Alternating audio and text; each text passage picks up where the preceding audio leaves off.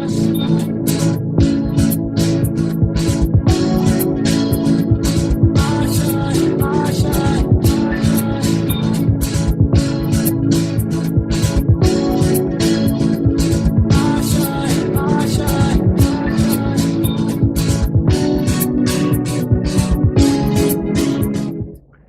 Friends, good morning.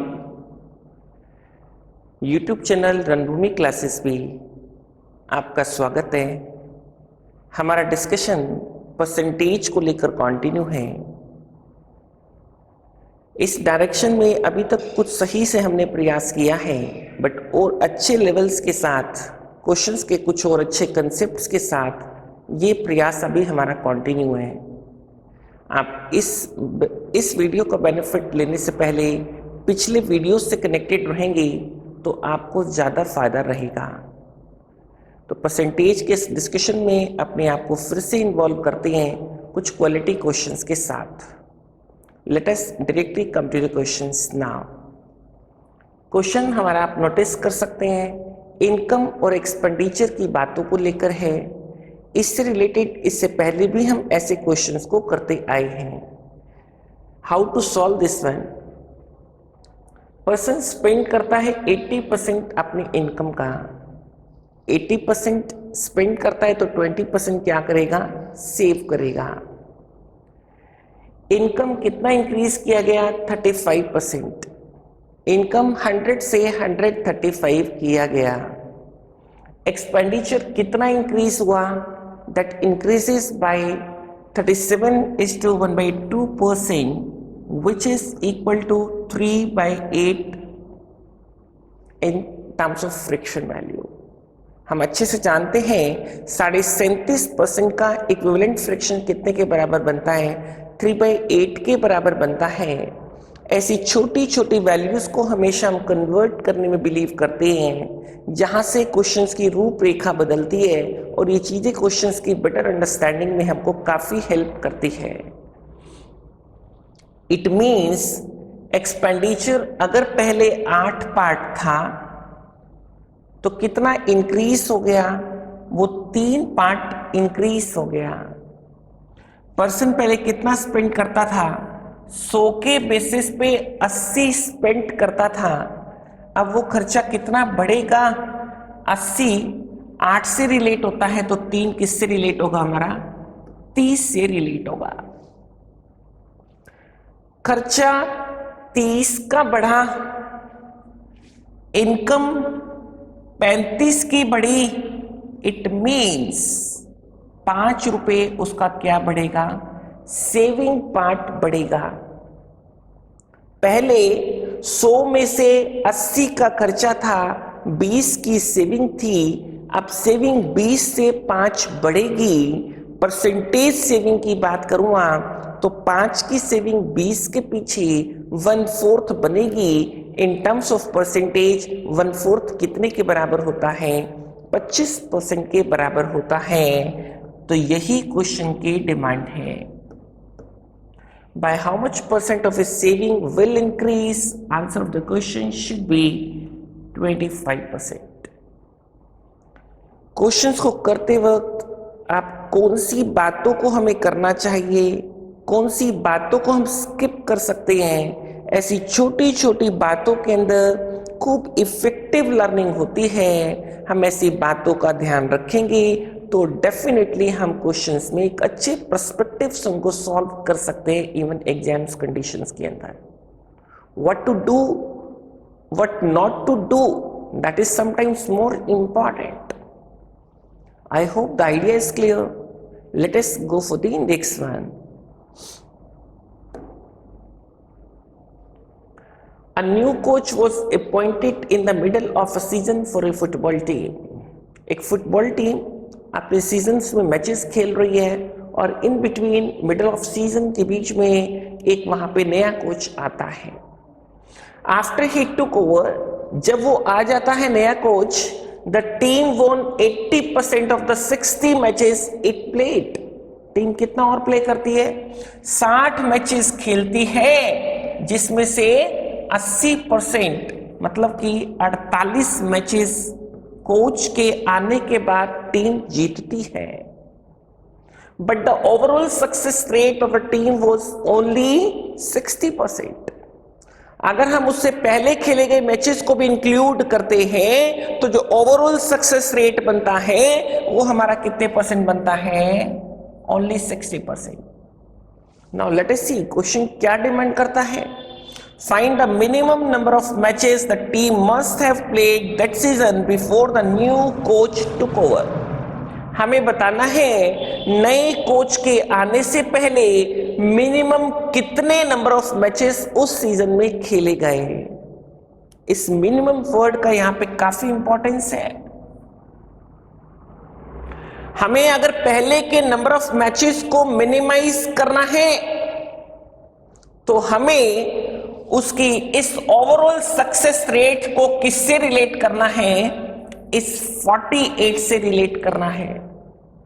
जब मैं 60% उसका ये सक्सेस रेट इस 48 से रिलेट करता हूं तो पहले वाले मैचेस को मैं क्या कर पाऊंगा? मिनिमाइज कर पाऊंगा, जो मेरे क्वेश्चन की डिमांड है।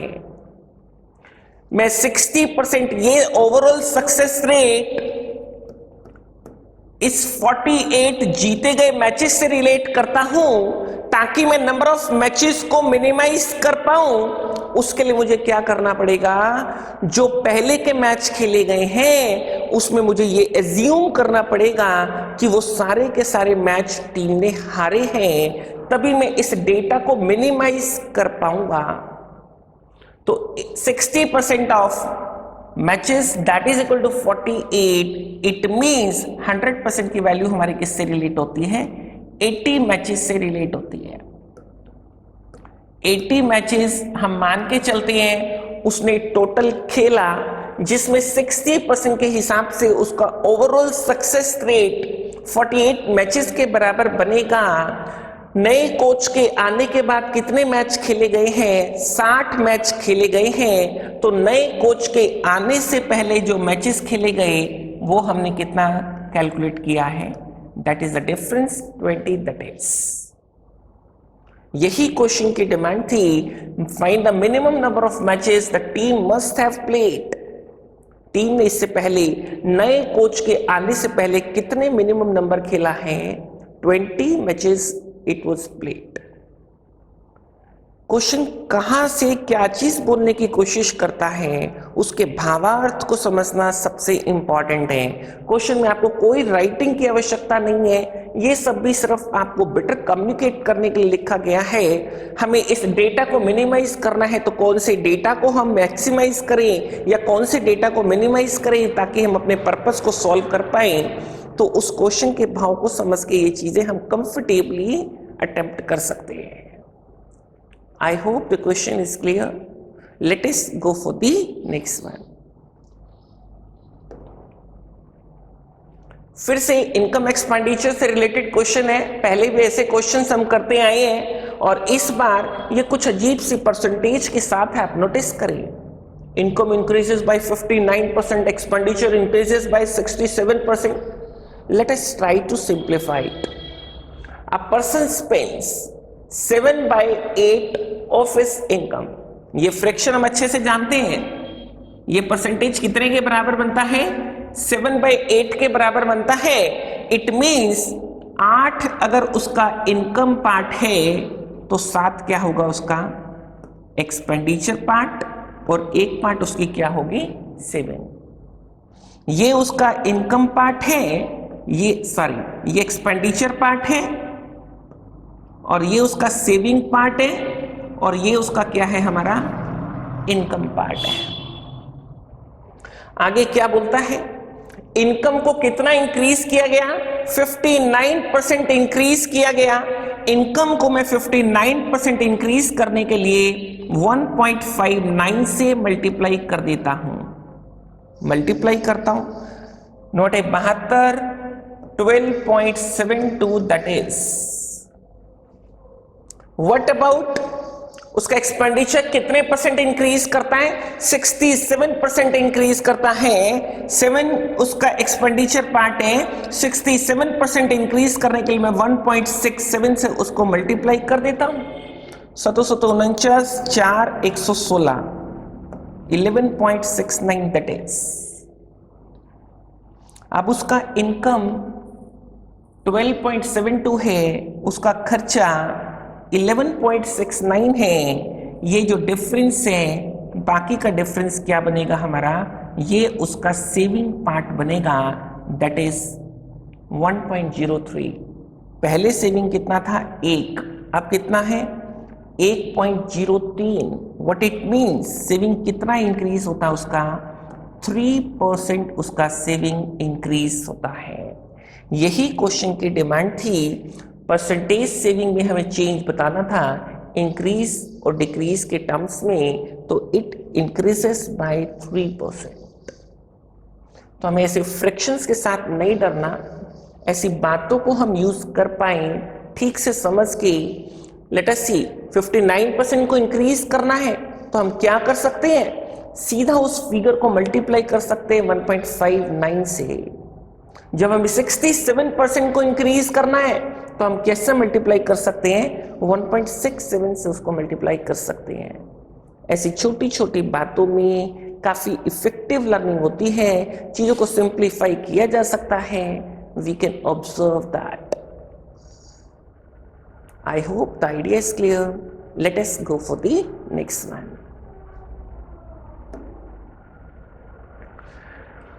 Mr. Singh is paid as per the number of hours he puts in per month. Mr. Singh को पे किया जाता है नंबर ऑफ आवर्स के अकॉर्डिंग, जितना वो पर मंथ में ऑफ कोर्स काम करता है। रेट ऑफ पे was increased by 20% per hour. Rate of पे को कितना इंक्रीज किया गया, 80% इंक्रीज किया गया, सॉरी 20% पर आवर के हिसाब से इंक्रीज किया गया। मतलब एक फैक्टर 100 से हमने कितना कर दिया, 120 कर दिया। परसेंटेज चेंज के इन क्वेश्चंस को इससे पहले भी हम करते आए हैं, इसलिए टाइम को कैसे सेव करना है डायरेक्टली उन बातों पे फोकस करता हूं। बोलता है number of hours put in by him went down by 20%, but उसने नंबर ऑफ आवर्स की इनपुट को कितना डिक्रीज कर दिया, 20% डिक्रीज कर दिया। एक फैक्टर तो उसने 100 से 120 कर दिया और दूसरे फैक्टर को 100 से उसने कितना कर दिया, 80 कर दिया। दोनों फैक्टर्स का अगर मैं प्रोडक्टिव निकालता हूं तो 12 गुना 8 96 बनता है, 96 100 बनता है। पहले 10,000 था तो 100 पे 96 आने का मतलब क्या होगा, क्या उसका जो इम्पैक्ट आएगा उसकी ओवरऑल अर्निंग्स पे वो 4% डिक्रीज का आएगा। ऑफ कोर्स यही क्वेश्चन की डिमांड थी। परसेंटेज इंक्रीज नहीं होगा, यहाँ पे क्या होगा, अब डिक्रीज होगा। इनकम कितना डिक्रीज हुआ उसका, चॉइस सी हमारा आंसर डिसाइड होता है। ऐसे कुछ और क्वेश्चंस इससे पहले हम करते आए हैं, डिटेल में उन चीज़ों को हमने डिस्कस किया है। आप क्वेश्चंस को सिर्फ 5 सेकंड के अंदर हैंडल कर सकते हैं। ये फैक्टर 120 12 को पकड़ लो, ये फैक्टर 100 से 80 8 को पकड़ लो। 12 गुना 8 96, मतलब 100 से कितना कम है, 4 कम है, तो 4% डिक्रीज। इस तरीके से क्वेश्चंस को काफी छोटा किया जा सकता है। कॉन्सेप्ट्स के साथ इनको रिलेट करो, कोई ट्रिक्स की तरफ मत भागो, किसी फॉर्मूला को याद करने की कोई आवश्यकता नहीं है। जितना कंसेप्ट और बेसिक से सी बातों को रिलेट करोगे, क्वांट को रिलेट करोगे, उतना ही ज्यादा बेनिफिट हम ले सकते हैं।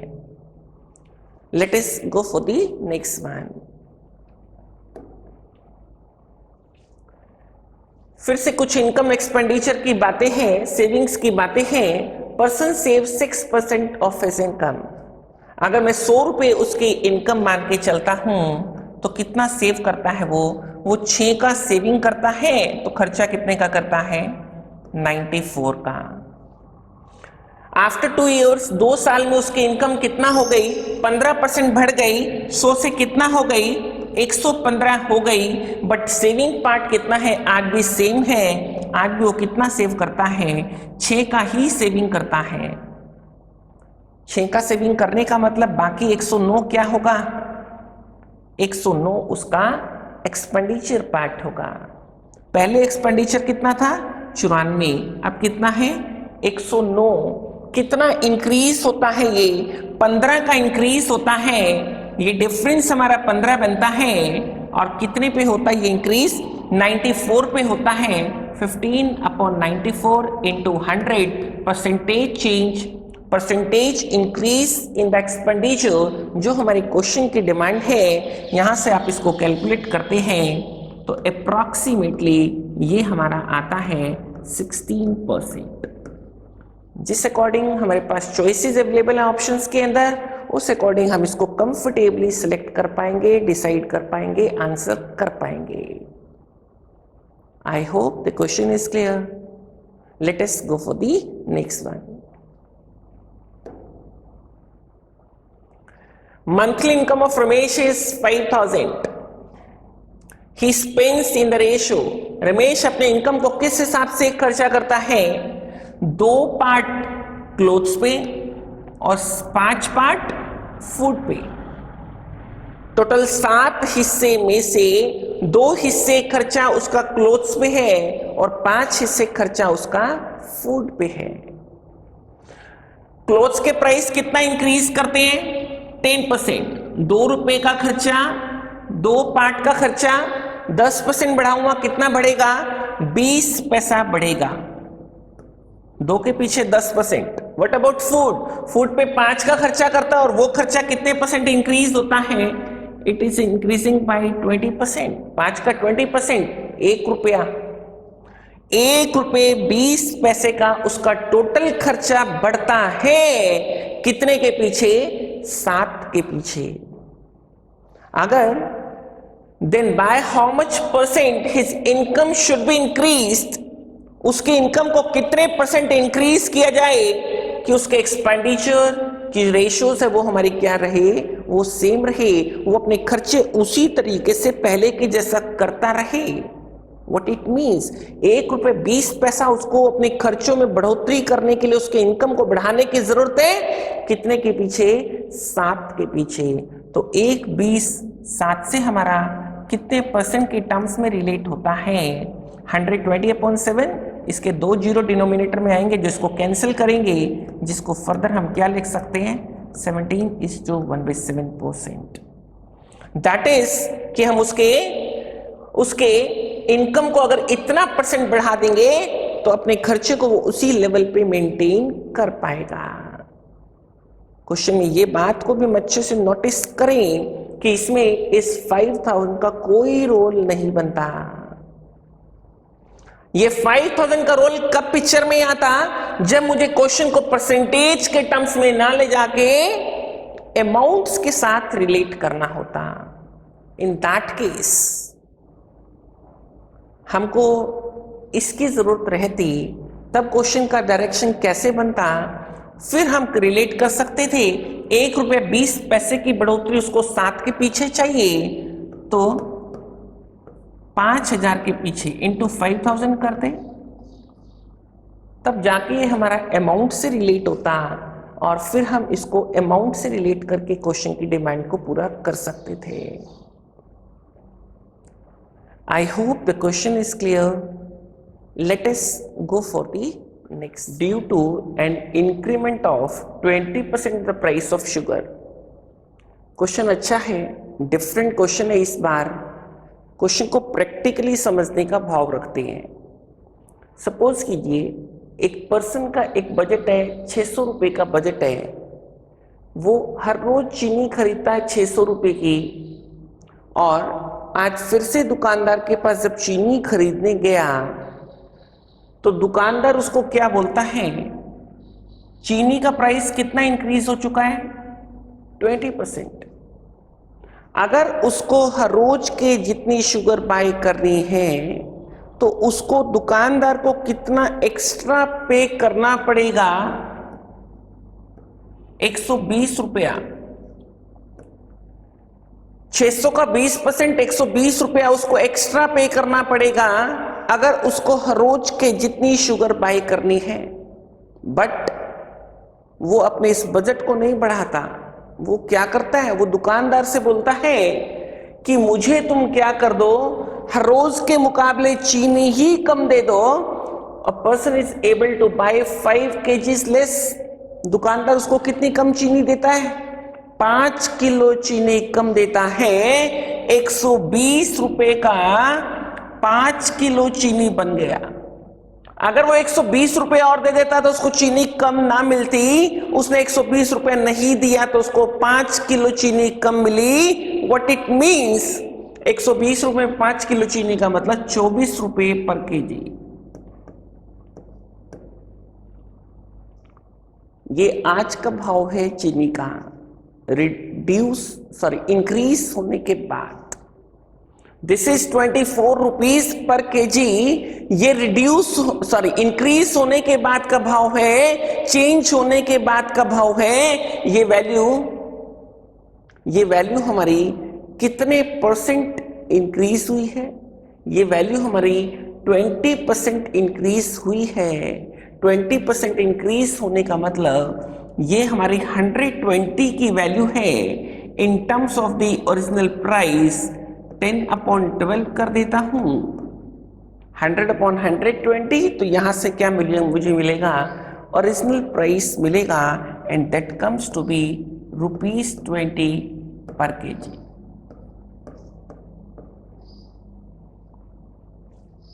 इससे दोनों ही प्राइस हमसे डिमांड किए थे, find the original and increase price. Original price होगा हमारा 20 पर केजी के हिसाब से, और जो हमारा इंक्रीज प्राइस होगा वो हमारा होगा 24 रुपीज पर केजी के हिसाब से। आई hope the question is clear.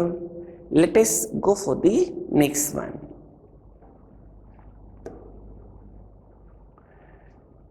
Question फिर से कुछ वैसा ही है, फिर से समझने की कोशिश करते हैं। इस बार वीट का प्राइस कितना डिक्रीज हो रहा है? 10% डिक्रीज हो रहा है। बजट कितने रुपए का है? 1 रुपए का मात्र बजट है। इस 1 रुपए में बजट में कितनी बचत शुरू हो गई?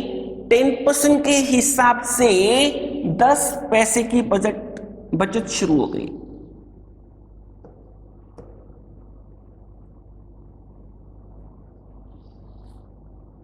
$10 लिख देते हैं इसको।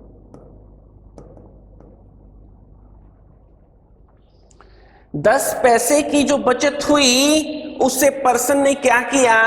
पर्सन एबल टू बाय 50 ग्राम मोर। वो 50 ग्राम इसमें ज्यादा खरीद पा रहा है।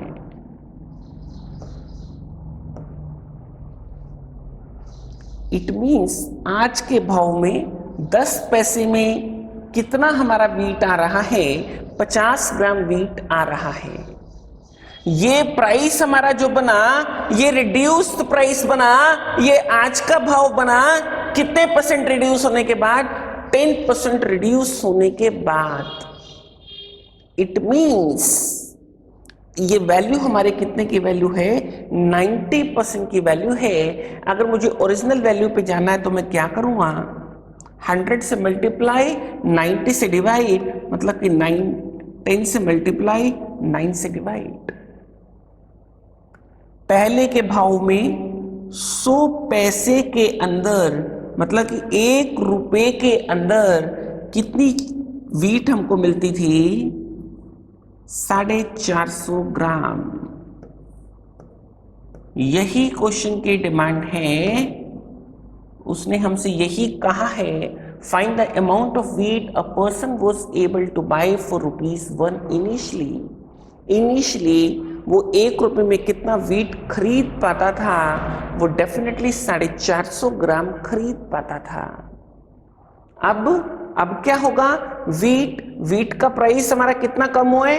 10% कम हुआ है, तो डेफिनेटली वो ज्यादा खरीद पाएगा। अब 450 से 50 ग्राम क्या कर पाएगा? वो ज्यादा खरीद पाएगा।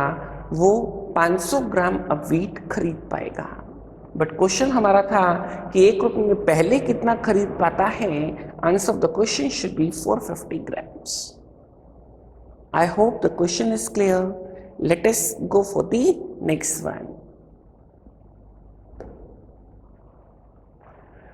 Ratio of रामास expenditure and saving is 5:3। 5 की खर्चा है, 3 की सेविंग है, मतलब 8 की इनकम है। 8 में से 5 का खर्चा किया, 3 सेव किया। उसकी इनकम कितने परसेंट इंक्रीज हुई? 12%। 8 का 12% 96 पैसे, 0.96। 96 पैसे उसकी इनकम इंक्रीज होती है और खर्चा कितना इंक्रीज होता है? 5 का 15% 75 पैसे उसका खर्चा इंक्रीज होता है। 96 पैसे की तो इनकम बढ़ी, 75 पैसे का खर्चा बढ़ा, इट मीन्स 21 पैसे की क्या बढ़ी? उसकी सेविंग बढ़ी। पहले हमारे पास सेविंग कितनी है? 3 की, वो बढ़ी कितनी? 21 पैसा। 21 पैसा 3 रुपए का कितना बनेगा? क्या 7% बनेगा? यही क्वेश्चन की डिमांड है। Find is savings increase in terms of percentage. Question का आंसर बनता है 7%। इनकम एक्सपेंडिचर के ये क्वेश्चन इससे पहले भी हम करते आए हैं। हमें ऑब्जर्व करने की जरूरत है क्वेश्चंस के अंदर, टू दी पॉइंट रह के हम अपने टाइम को कैसे मैनेज करें, उसको सेव करें। I hope it is clear. Let us go for the next one.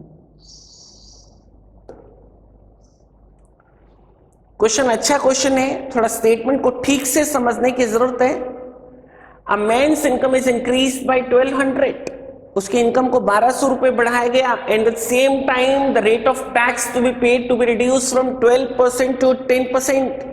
पहले वो 12% का टैक्स पे करता था, अब 10% का टैक्स पे करेगा। 2% उसके टैक्स की सेविंग होती है। पहले कितना परसेंट पे करता था? 12%। अब कितने परसेंट पे करेगा? 10%। He now pays the same amount of tax as before। दोनों ही केसेस में उसका जो अमाउंट ऑफ टैक्स आता है वो इक्वल आता है। पहले जितना टैक्स देता था उतना ही टैक्स अब दे रहा है। What is his increased income if 20% of his income is exempted from tax in both cases? उसका जो एग्जम्पशन है टैक्स से वो 20% का एग्जम्पशन है। इट मीन्स जो उसकी इनकम के हम 2 पार्ट बना लेते हैं, उसकी इनकम के 2 पार्ट बनाने से हमको 80% तो उसकी इनकम टैक्सेबल है और 20% उसकी इनकम क्या है? जो टैक्सेबल नहीं है। जो टैक्सेबल इनकम है उसका नाम मैं टी रख देता हूं। ध्यान रहे, मैं टैक्सेबल इनकम को क्या रख रहा हूं? टी की वैल्यू दे रहा हूं। तो 12% of T taxable income, 10% of T that is taxable income. अब ये 1200 रुपए उसकी क्या बढ़ी थी? इनकम बढ़ी थी। इस 1200 के अंदर यू समझो 20% तो एग्जेम्प्टेड है, तो 80%, इसका 80% वैल्यू कितना होगा? 960। जो 10% टैक्स लगेगा वो इस टी पे तो लगेगा ही लगेगा, और साथ में क्या लगेगा हमारा? 960 पे लगेगा। ये दोनों जो अमाउंट ऑफ टैक्स आने चाहिए हमारे, ये इक्वल आने चाहिए, because he pays the same amount of tax as before. पहले वो टी पे टैक्सेबल इनकम टी पे वो 12% पे करता था, और अब क्या करेगा? वो 10% टी पे तो पे करेगा ही करेगा, और साथ में जो यहाँ पे हमारी वैल्यू इंक्रीज होती है टैक्सेबल इनकम की, वो 960, उस पे हमारा वो टैक्स पे करेगा। तो यहां से आप डिफरेंस कैलकुलेट करें। 2% taxable income T should be equal to 960, तो टी का वैल्यू हमारे पास कितना आता है? 4800। ये हमारा वो टी का वैल्यू है जिसपे इनिशियली उसने टैक्स पे किया, और वो कितने पे टैक्स पे करता है? 80% ऑफ टोटल इनकम। तो 80% of total income that is equal to 4800। तो यहां से टोटल इनकम हमको कितनी मिलती है? That comes to B 6000। 6000 की उसकी टोटल इनकम है, और कितना इंक्रीज हुई है उसकी इनकम, 1200 रुपये इंक्रीज हुई है। तो मैं इंक्रीज होने के बाद अगर उसकी इनकम की बात करूं तो answer of the question should be 7200, क्योंकि उसने क्या डिमांड किया है, उसने हमसे डिमांड किया है he now pays the same amount of tax as before. What is his increased income? Answer of the question should be 7200. Question के भावार्थ को ठीक से समझना बहुत जरूरी है, तभी आप उसके लिए कुछ अच्छा आइडिया डेवलप कर सकते हैं, उसको शॉर्ट कर सकते हैं अपने लिए, चीज़ों के लिए अपने लिए टाइम सेविंग बना के एक लिमिट्स में आप उसको सॉल्व करने की बात कर सकते हैं। आई hope the question is clear. कहीं कोई गैप लगता है तो एक बार फिर से क्वेश्चन में वीडियो को देखोगे तो आपको क्लियर होगा। Late us go for the next one.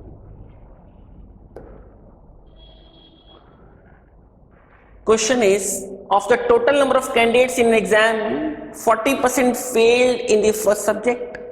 100 के बेस पे बातें करते हैं, 100 में टोटल मान के चलता हूँ, 100 में से 40 पहले सब्जेक्ट के अंदर फेल हो गया, तो बचा कितना, 60। ऑफ द रेस्ट मतलब 60 में से 10% फेल्ड इन द सेकेंड। 60 का 10% कितना हो गया हमारा 6। 60 में से 6 भी सब्ट्रैक्ट कर दूं तो मेरे पास कितना बचेगा 54। 54 those who pass in these two subjects। इस 54 में जो हमारे दो सब्जेक्ट्स के अंदर पास होते हैं 75% पास इन द रिमेनिंग सब्जेक्ट्स, मतलब इसका 3/4 कर देता हूं, दैट कम्स टू बी 40.5। ये वो वैल्यू है जो बाकी सभी सब्जेक्ट्स के अंदर भी पास है, ये सक्सेसफुल रिजल्ट है। जो बाकी का अनसक्सेसफुल होगा वो हमारा कितना होगा, वो हमारा 59.5 होगा। इसने हमसे क्या कहा है, number of unsuccessful candidate exceeds that of the successful candidates. ये डिफरेंस कितना है मेरे पास, ये डिफरेंस है 19% का।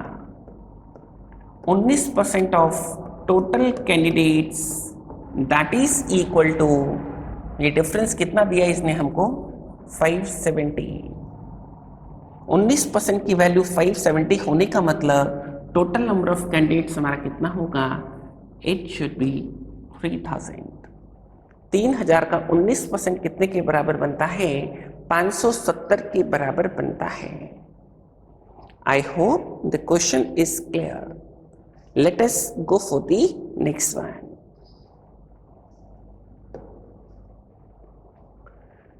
Question is, Ajay and Vikas are sharing a flat in Delhi with an arrangement of equally dividing the household expenses. Ajay और विकास दो दोस्त दिल्ली के फ्लैट में रहते हैं, इस कंडीशन के साथ जो भी खर्चा होगा उसको हम क्या करेंगे, इक्वली शेयर करेंगे। Now Ajay went to Pune, Ajay Pune जाता है, where sale was going on and brought batteries for the house. उसने सेल ऑफर में एक बैटरी वहां पे परचेज की जो उनको घर में जरूरत थी। वैल्यू कितनी थी उसकी, बैटरी की वर्थ थी 150 रुपए की। उसने सेल ऑफर में पुणे से इसको खरीदा, कितने % डिस्काउंट में, 20% डिस्काउंट में। 150 का 20% 30 रुपए के डिस्काउंट के साथ अजय ने इसको कितने में बाय किया, 120 में बाय किया। Agreed, but he lost them on his way back. वापिस आते वक्त वो बैटरीज गुम हो जाती हैं। इट मीन्स अजय का कितना नुकसान होता है, 120 रुपए का। What else? And had to buy new ones after he reached Delhi. Delhi में आया तो उसको नया बैटरी खरीदना पड़ा, और दिल्ली के अंदर वो बैटरी कितने का मिलेगा, ऑफ कोर्स उसकी वर्थ 150 रुपए है। पुणे के अंदर तो सेल ऑफर में उसको डिस्काउंट मिला था। दिल्ली से कितने में खरीदेगा, 150 रुपए में खरीदेगा। इस 150 रुपए के अंदर 75 रुपए अजय का कंट्रीब्यूशन होगा और 75 रुपए किसका कंट्रीब्यूशन होगा, विकास का। तो अजय की टोटल अगर मैं बात करूं, जैसा क्वेश्चन मांग रहा है, how much did he Ajay and up spending on the batteries, Ajay का पार्ट कितना पार्ट बनेगा, 120 का तो ये लॉस अजय को बियर करना पड़ेगा, और साथ में 75 रुपये जो उसका अपना खर्चा होगा 50% के हिसाब से, तो total he will and up spending ₹195 on the batteries. एक लंबी सी स्टेटमेंट हमारे सामने होती है, बट क्वेश्चन के भावार्थ को समझना बहुत इंपॉर्टेंट है। जब तक क्वेश्चन की एक प्रॉपर एनालिसिस और अंडरस्टैंडिंग हम नहीं करते, तब तक क्वेश्चंस हमारे लिए लंबे रह सकते हैं, बट जैसे क्वेश्चंस की एक प्रॉपर अंडरस्टैंडिंग हमारे साथ है, तो डेफिनेटली क्वेश्चंस की लेंथ को कम किया जा सकता है। आई hope the question is clear.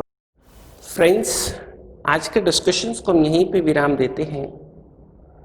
हम आने वाले दिनों में फिर से कुछ अच्छे वीडियोस रिकॉर्ड करके आपके सामने लाने का भाव रखते हैं। मैं उम्मीद करता हूं कि आप पिछले वीडियोस से भी बहुत अच्छे से कनेक्टेड हैं अभी तक, और आने वाले दिनों में भी इससे इसी तरीके से कनेक्टेड रहेंगे। फ्रेंड्स, मुझे मोटिवेट किया करो आप लोग, मुझे और प्रोडक्टिव बनाने के लिए। कहीं मुझे और पॉजिटिव एनर्जीज की ज़रूरत है जो आप लोगों से डराइव मेरे को होती है। तो चैनल्स को सब्सक्राइब करें, शेयर करें, लाइक करें, ताकि हम इसको और बेटर तरीके से प्रोडक्टिव बना के मैं आपको बेटर तरीके से सर्व कर पाऊँ। तो आज के लिए इतना ही friends. With these words, thank you for today.